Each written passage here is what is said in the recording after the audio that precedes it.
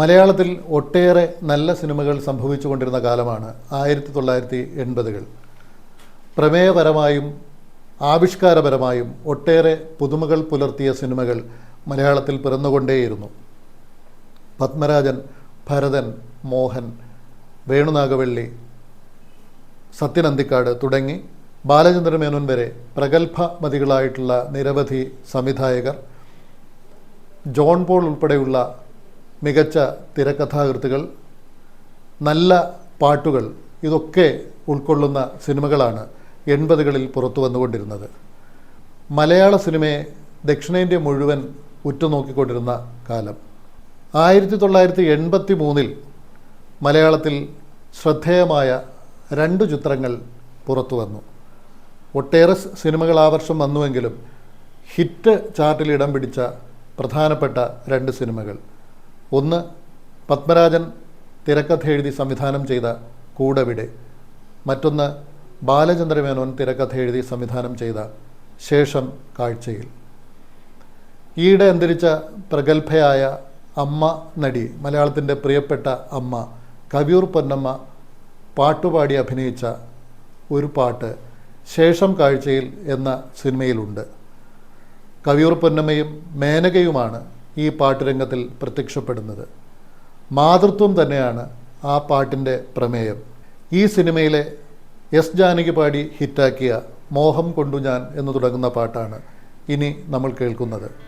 P ജയചന്ദ്രൻ്റെ ശബ്ദത്തിലും അതീവ ഹൃദ്യമായി നമ്മൾ ഈ പാട്ട് ഹൃദയത്തിൽ ഏറ്റുവാങ്ങി. മോഹം കൊണ്ടു ഞാൻ ദൂരേതോ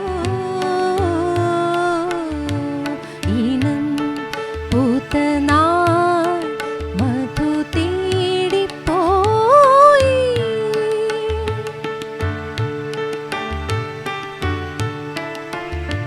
മോഹം കൊണ്ടു ഞാൻ ദൂരേതോ ഈണം പൂത്ത നാൾ മധു തേടിപ്പോയി.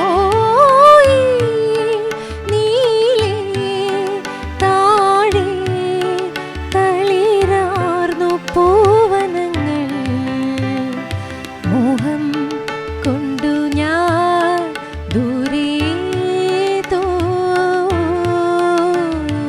ഈണം പൂത്ത നാൾ മധു തേടിപ്പോയി.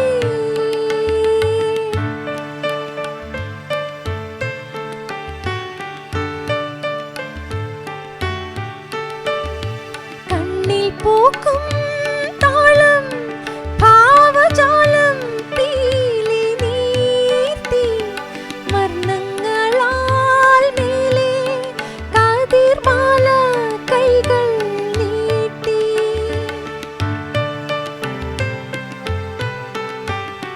കണ്ണിൽ കത്തും ദാഹം ഭാവജാലം പീലി നീർത്തി വർണ്ണങ്ങളാൽ മേലെ കതിർമാല കൈകൾ നീർത്തി.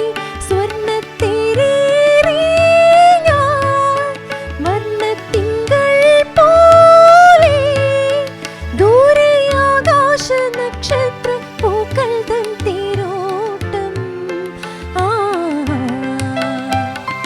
മോഹം കൊണ്ടു ഞാൻ ദൂരേതോ ഈണം പൂത്ത നാൾ